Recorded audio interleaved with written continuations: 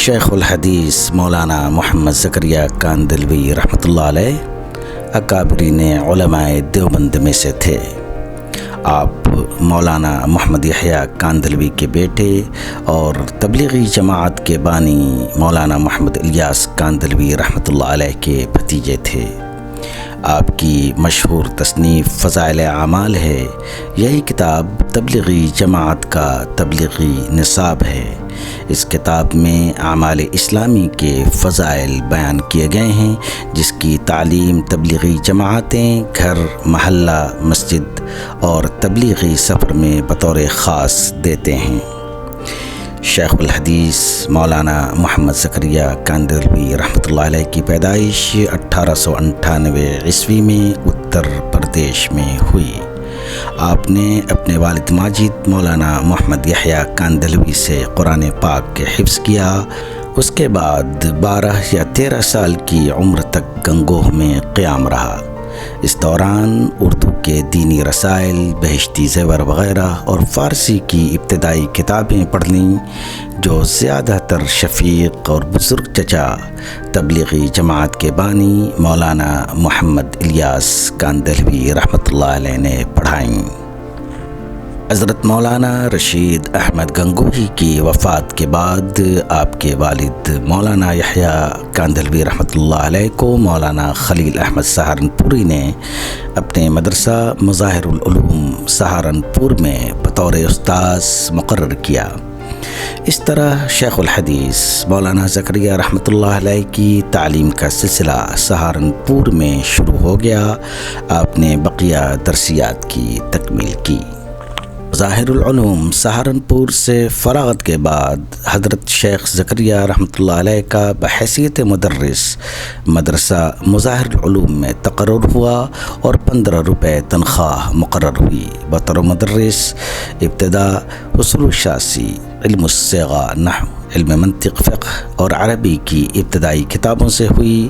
اس وقت شیخ زکریا رحمۃ اللہ علیہ کی عمر محض 20 سال تھی۔ 20 سال کی عمر میں شیخ الحدیث حضرت مولانا محمد زکریا کاندھلوی رحمۃ اللہ علیہ درس و تدریس میں مصروف ہوئے۔ 26 سال کی عمر میں بخاری شریف اور حدیث کی دیگر کتابوں کو پڑھانے کے ساتھ ساتھ تصنیف و تالیف کا سلسلہ بھی شروع فرما دیا۔ شیخ الحدیث کا لافانی لقب آپ کو حضرت مولانا خلیل احمد سہارنپوری رحمۃ اللہ علیہ نے عطا فرمایا تھا، جو آپ کے نام کا قائم مقام بلکہ کتاب تبلیغی نصاب فضائل اعمال کی طرح آپ کی پہچان و شناخت بن گیا۔ آپ نے تقریباً 50 سال تک حدیث کی کتب کی تعلیم دی۔ الحدیث حضرت مولانا محمد زکریا کاندھلوی رحمۃ اللہ علیہ کی تصنیفات و تالیفات تقریباً 100 سے زائد ہیں۔ ان میں سے 83 تالیفات شیخ نے اپنی آپ بیتی میں خود درج کی ہیں۔ شیخ الحدیث حضرت مولانا محمد زکریا کاندھلوی نے طویل عرصہ کی نہما کو مطالعہ سے جن کتابوں کو تصنیف و تالیف کیا، ان میں سے ایک انتہائی اہم کتاب اوجز المسالک شرح موطا الامام مالک ہے۔ یہ کتاب 13 جلدوں میں پوری دنیا میں دیگر کتب کی طرح مسلسل شائع ہو رہی ہے۔ حضرت مولانا ابو الحسن علی ندوی رحمۃ اللہ علیہ تحریر فرماتے ہیں کہ شیخ الحدیث کے محبت و اخلاص نے ان کے درس، ان کی تصنیفات اور ان کے ساتھ بیعت و ارادت کے تعلق میں وہ تاثیر اور کیفیت پیدا کر دی تھی کہ جو اہل عشق کے ساتھ مخصوص ہے۔